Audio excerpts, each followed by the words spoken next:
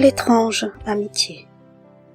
Dans ma famille, les anciens murmuraient avec gravité que les esprits étaient réels.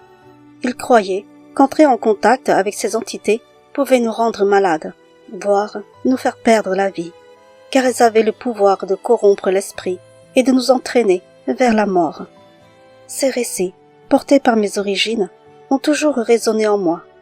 Je comprends que cela puisse sembler irréel pour beaucoup, mais seuls ceux qui ont vécu une telle expérience peuvent en saisir l'intensité. Aujourd'hui, le cœur chargé de souvenirs, je souhaite partager avec vous l'histoire bouleversante que j'ai vécue en mémoire de ma fille. Mon histoire remonte à l'année 2007, une époque où mon mari et moi vivions heureux avec nos 3 enfants. Parmi eux, ma fille cadette, Maria, avait 11 ans. Maria était une enfant rayonnante, pleine de vie, toujours entourée d'amis grâce à son incroyable sociabilité. À cette époque, mon mari m'a confié un rêve qui lui tenait à cœur, celui d'acheter une maison. Enthousiastes, nous avons commencé à chercher le lieu idéal. Et après des mois de visites et d'espoirs parfois déçus, le destin nous a conduits vers un véritable coup de cœur, une maison magnifique. Son vaste espace séjour et cuisine, baigné de lumière, et son grand terrain promettait un potager luxuriant. Ce fut une évidence. C'est alors qu'en début d'année 2007, nous avons sauté le pas, et le cœur empli de joie, emménagé dans cette maison qui incarnait nos rêves d'avenir. Le changement dans notre vie se déroulait en douceur, et nous avions trouvé nos repères dans cette nouvelle maison. Tout semblait baigné dans le bonheur. Mon mari et moi passions nos week-ends à bichonner notre petit potager derrière la maison, fiers de voir nos légumes pousser sous le soleil d'été.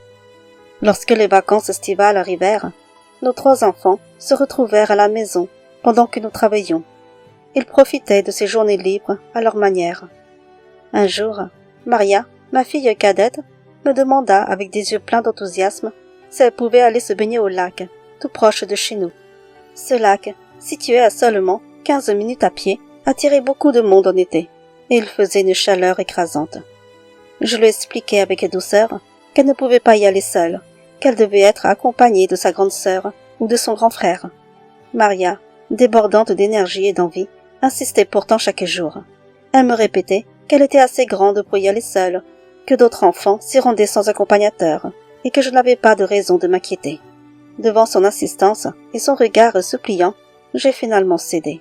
Ce jour-là, elle est partie pour le lac avec un sourire radieux. Quand je suis rentrée du travail, vers 17 heures, Maria m'attendait avec une excitation contagieuse. Elle me demanda de l'emmener acheter un nouveau maillot de bain. Avec les étoiles dans les yeux, elle me raconta qu'elle avait rencontré une petite fille de son âge, Nicole, et qu'elles étaient devenues amies. Elles avaient même décidé de porter des maillots de bain assortis de la même couleur, comme un symbole de leur amitié naissante. Touchée par sa joie, je l'ai conduite au magasin pour qu'elle puisse choisir ce maillot de bain tant désiré.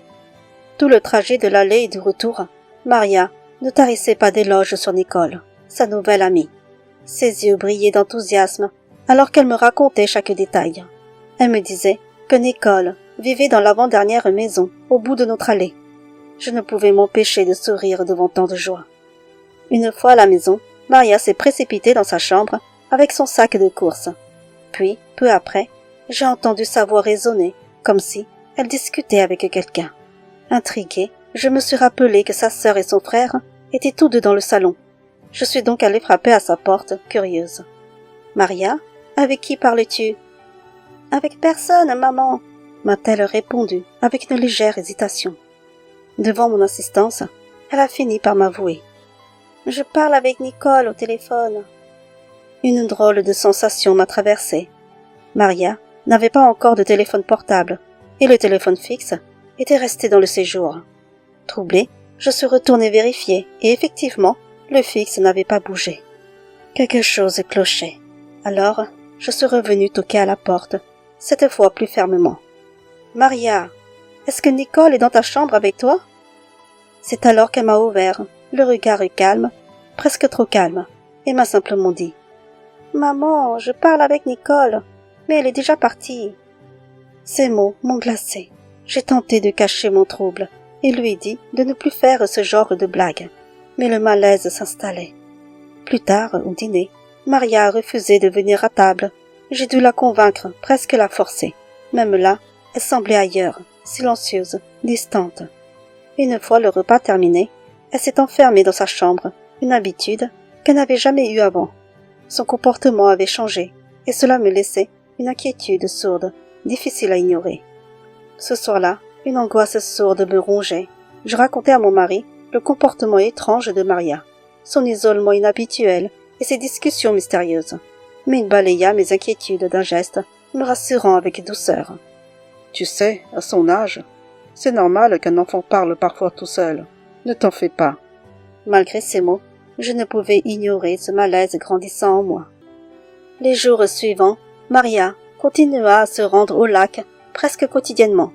Au début, elle me prévenait toujours de ses sorties au lac, mais peu à peu, elle cessa de demander, sortant sans rien dire. Parfois, en rentrant du travail, je constatais qu'elle n'était toujours pas revenue. L'inquiétude montait en moi, et je me résolus à demander à ma fille aînée de garder un œil sur sa petite sœur. « Ne laisse plus Maria aller seule au lac. Assure-toi qu'elle soit toujours accompagnée. » lui dis-je d'un ton ferme. C'est alors que ma fille aînée m'avoua quelque chose qui m'envoya un frisson glacé. « Mais maman, Maria dit toujours que son amie Nicole vient la chercher. Elle part avec elle au lac. » Nicole, encore ce nom.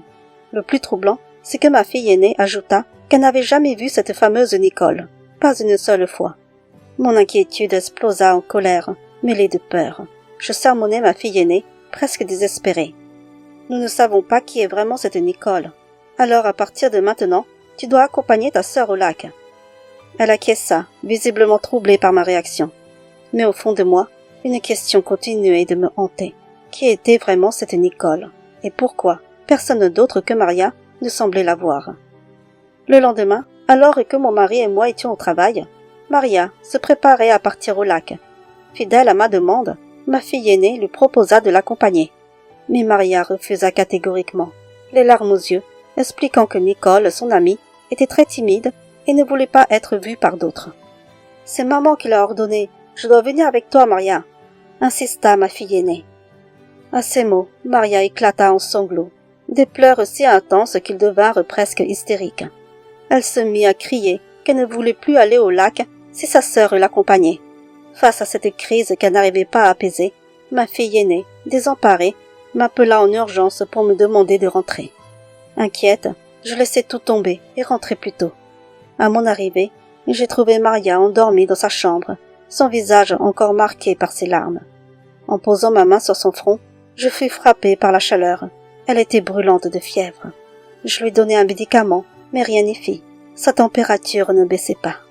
Troublée et inquiète, j'ai pris la décision de dormir avec elle cette nuit-là pour veiller sur elle. Au milieu de la nuit, je fus tirée de mon sommeil par un bruit étrange, un grattement contre les volets de la fenêtre. Au début, je me dis que ce n'était sûrement rien, peut-être le vent ou une branche, mais il n'y avait aucun arbre près de la maison. Le bruit continuait, persistant, presque méthodique. Une angoisse sourde monta en moi. Je me levai doucement et allumai la lumière.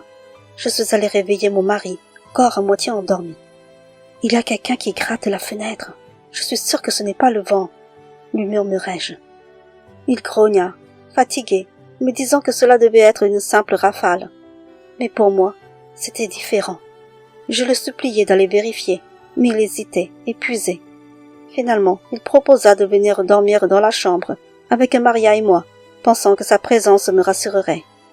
Nous avions à peine éteint la lumière, qu'à nouveau, le grattement recommença, plus insistant, suivi cette fois d'un chuchotement glaçant. « Maria! Maria! Maria !» Un frisson me parcourut l'échine. « Tu as entendu cette voix? Tu l'as entendue aussi ?» Il me fixa, les traits tendus. « Oui, je l'ai entendue aussi, » répondit-il à voix basse, son sérieux trahissant qu'il était aussi troublé que moi. Il se leva sans un mot, attrapant une lampe torche et un couteau pour se protéger. Après un regard rassurant, il sortit pour faire le tour de la maison. Je restai près de Maria, retenant mon souffle, le cœur battant à tout rompre. Lorsque mon mari revint, il secoua la tête. Il n'avait trouvé personne. Ce silence lourd, qui s'installa ensuite, ne faisait que renforcer cette impression oppressante. Quelque chose, ou quelqu'un, rôdait autour de nous. Nous n'avons pas fermé l'œil de la nuit.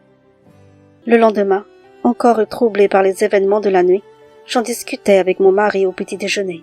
Je lui suggérais de faire appel à un chaman ou à un médium pour comprendre ce qui se passait. Ces bruits étranges, cette voix dans la nuit, ce n'était pas normal. Mais mon mari, sceptique et cartésien, balaya l'idée d'un revers de main. « Arrête, c'est sûrement la fatigue qui nous joue des tours, ou notre imagination qui s'emballe. » me rétorqua-t-il calmement, comme pour m'apaiser. Malgré ces paroles, le malaise ne me quittait pas. Les jours suivants, bien que Maria n'ait plus de fièvre, elle semblait toujours épuisée. Elle passait ses journées alitée, refusant de se lever et de manger. Inquiète, je finis par m'asseoir près d'elle, cherchant à comprendre. « Pourquoi restes-tu tout le temps couchée, Maria? Pourquoi ne vas-tu plus au lac te baigner comme avant ?» lui demandai-je doucement. Elle tourna la tête vers moi, ses yeux fatigués, chargés d'une tristesse qui me brisa le cœur. « Maman, Nicole est fâchée. Quand j'étais malade, elle est venue me chercher, mais je n'ai pas pu aller au lac avec elle. » Mon sang se glaça. « Maria, quand est-ce que Nicole est passée te chercher? Ton frère, ta sœur et moi, nous étions toujours à la maison ces derniers jours. Aucun de nous ne l'a vue. » Elle détourna les yeux, comme gênée, avant de lâcher presque à voix basse. « Nicole ne vient que quand vous n'êtes pas là. » Cette réponse, à la fois innocente et terrifiante, me fit frissonner. Je voulus insister, mais Maria, subitement agacée, éclata. « C'est à cause de vous, si Nicole ne veut plus être mon amie. Elle m'a dit que si je veux rester son amie, la prochaine fois qu'elle viendra me chercher, je dois aller avec elle. Sinon, elle ne me croira plus. » Un après-midi, où j'étais seule à la maison avec Maria, je faisais tranquillement la vaisselle, perdue dans mes pensées. Soudain, le bruit de la porte d'entrée qui s'ouvrit me fit sursauter. Je me retournai instinctivement, mais il n'y avait personne. Maria, quant à elle, était toujours assise sur le canapé, plongée dans ses pensées. Intriguée, je lui demandai d'une voix ferme. « Maria, qui vient d'ouvrir la porte ?»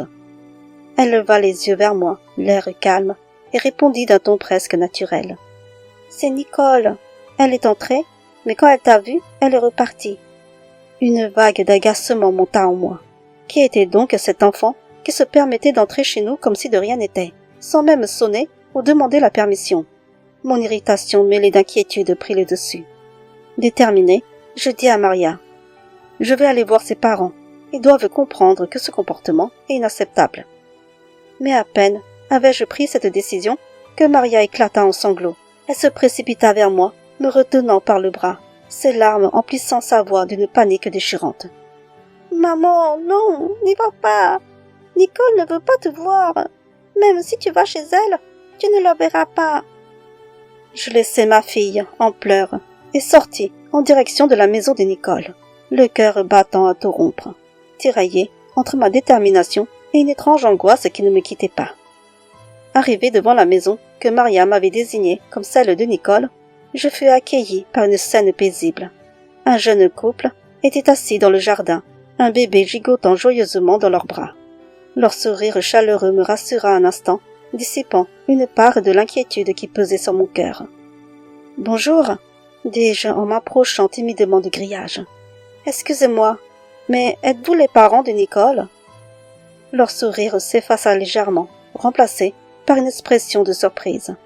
La jeune femme fronça les sourcils comme si elle cherchait à comprendre. « Nicole? Nous n'avons pas de fille nommée Nicole. Notre seul enfant, c'est notre bébé, » répondit-elle doucement. Un frisson parcourut ma colonne vertébrale. « Mais pourtant, ma fille Maria m'a dit que Nicole habite ici, » insistai-je, sentant mon estomac se nouer. Le couple échangea un regard, un mélange d'embarras et de perplexité. Après un moment, la femme reprit la parole, sa voix plus hésitante. Peut-être que Nicole était la fille des anciens propriétaires. Nous avons emménagé ici il y a moins d'1 an.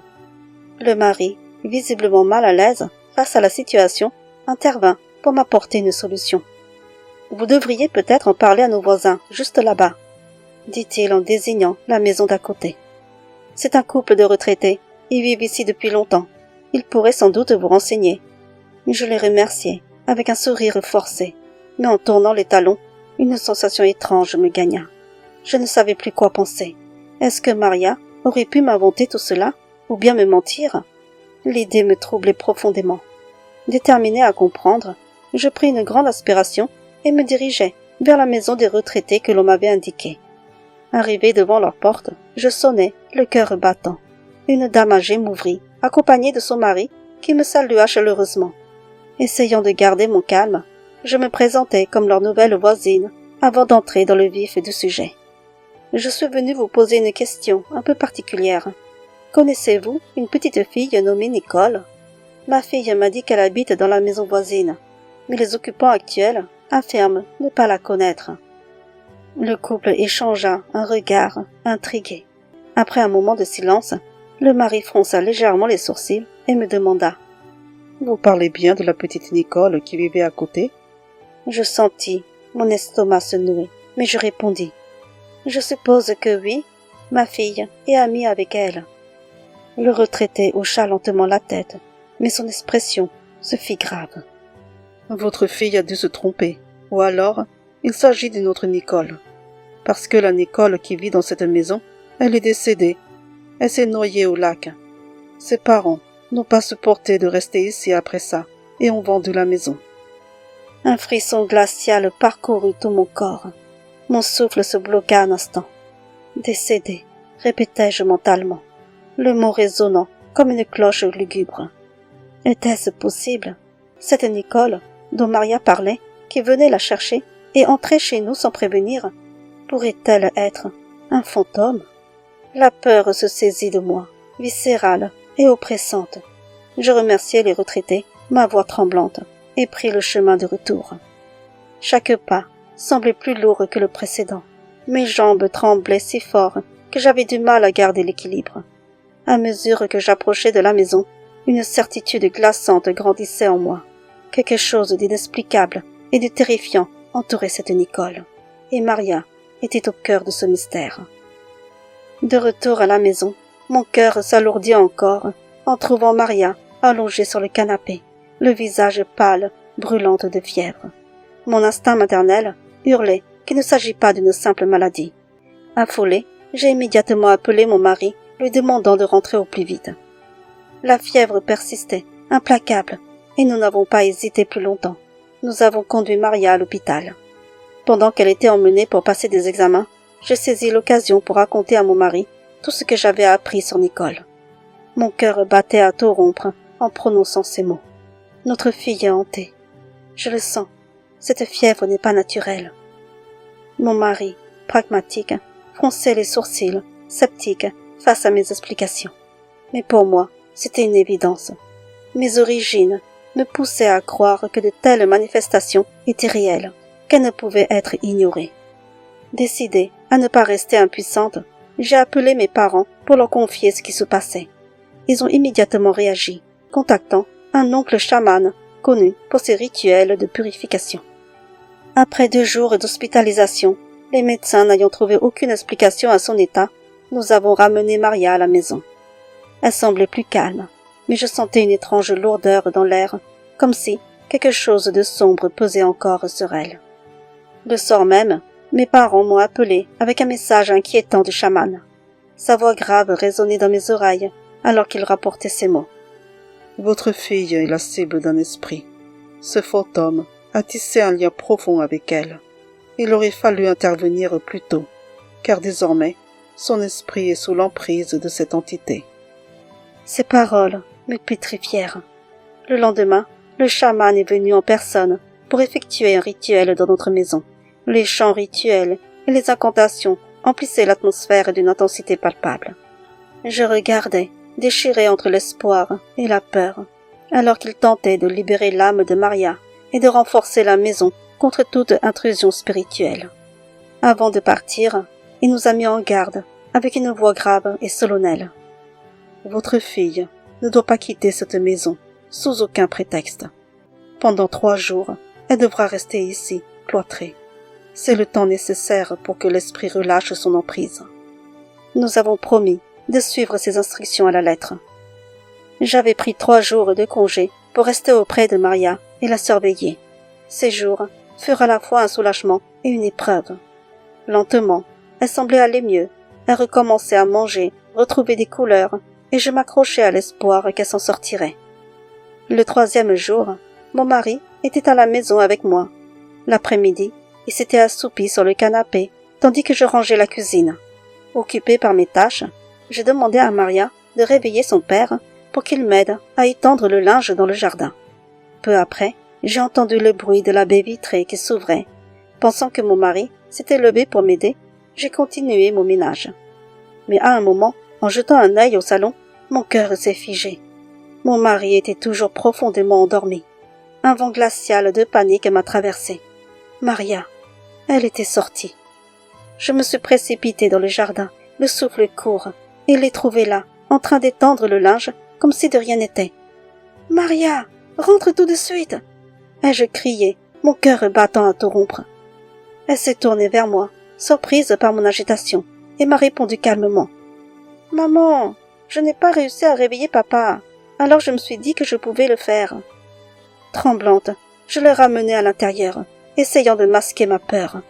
Une fois le linge terminé, je suis rentrée parler à mon mari, lui faisant part de mon inquiétude. Mais il m'a simplement dit que ce n'était pas grave, que Maria n'avait été dehors que quelques minutes. Ce soir-là, comme à mon habitude, je suis allée dans la chambre de Maria pour lui souhaiter une bonne nuit. Mais son comportement m'a paru étrangement différent. Elle m'a adressé un regard intense, un sourire doux, et m'a dit d'une voix étonnamment sereine. « Maman, ne t'inquiète plus pour moi, je vais bien maintenant. » Puis, elle a ajouté « Je t'aime, maman. » C'était la première fois qu'elle me disait ces mots avant de dormir. Mon cœur s'est serré, partagé, entre l'émotion et une étrange appréhension. Après un moment d'hésitation, je l'ai laissée et je suis allée me coucher avec mon mari. Épuisés, nous avons dormi profondément.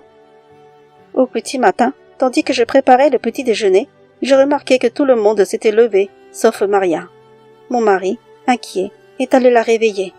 Quelques instants plus tard, un cri déchirant a brisé le silence de la maison.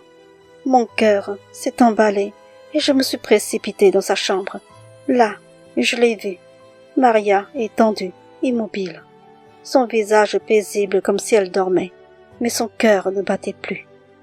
Mon mari pleurait, dévasté, tandis que mes jambes cédaient sous le poids de la douleur. Je me suis effondrée près d'elle, des sanglots incontrôlables m'échappant. Mon fils aîné, en état de choc, a appelé les secours, mais ils n'ont pu que confirmer l'impensable. Maria était partie. Les jours qui ont suivi furent un cauchemar éveillé. Sa mort m'a brisée. Je me sentais vide, perdue, comme si une partie de moi-même avait été arrachée. J'oscillais entre la douleur, la colère et une profonde culpabilité. Le jour des funérailles de Maria, une atmosphère lourde pesait sur nos cœurs, comme si le monde entier s'était assombri.